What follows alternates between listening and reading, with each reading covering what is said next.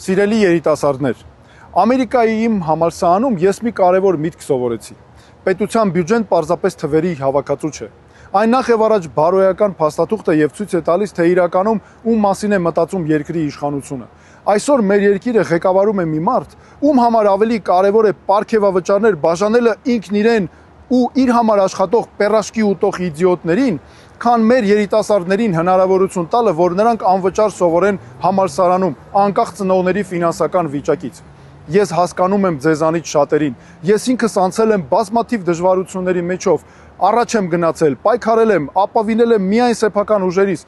բայց ես չեմ ուզում, որ այնպես լինի, որ դուք էլ ստիպված լինեք անցնել դժվարությունների միջով։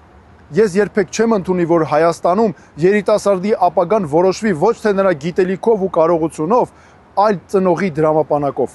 Եկեք հունիսի 7-ին վերջ դնենք այս անարդարությանը, երբ ես լինեմ վարչապետ, Հայաստանում ոչ մի երիտասարդ դուրս չի մնա համալսարանից միայն նրա համար, որ չի կարողանում վճարել ուսման վարձը։ Քվեաթերթիկ համար 6. Արդարությունը գալիս է։